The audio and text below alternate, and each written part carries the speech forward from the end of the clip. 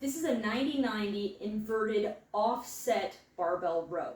Now, you're going to set up with your barbell in a slight offset position. That can be usually around a 2 to 3 inch difference. It honestly depends. See what your coach prescribes you.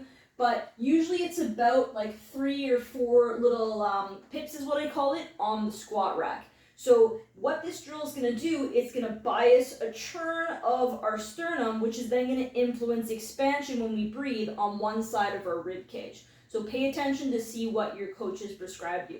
You're also going to need a bench, so that way your feet can be, and hips can be in a 90-90 position.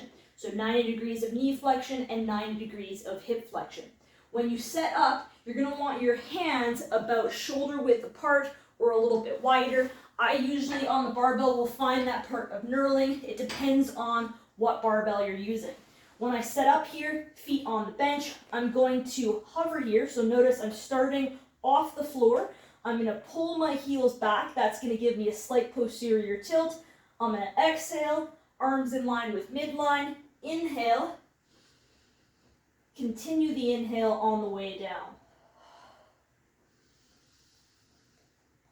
Now at that bottom position, we want to get into a nice protracted position with our shoulder blades. Now when I set up, my hands are on the knurling. Now, depending on the barbell that you're using, we want hands about shoulder width or just outside of shoulder width apart. Feet on the bench. Notice that in this bottom position, I'm not touching the floor. I pull back slightly on my heels to get some hamstring, and then I exhale, arms in line with midline. Inhale on the way out. I've got some protraction here, but what I'm not doing is slouching and getting my shoulders up in the ears. That's one of the most common mistakes here on this drill. Another mistake is just going way too fast. The purpose of this drill is to bias expansion into one side of our rib cage here, and if you're moving too quickly through the movement, you're not going to be able to get that breath in, especially at the bottom, to bias where you want that expansion. So make sure you go nice and slow and controlled here. And the last most common mistake that we see is people flaring through the rib cage. So in particular, as they start to get fatigued, they'll really extend through their low back.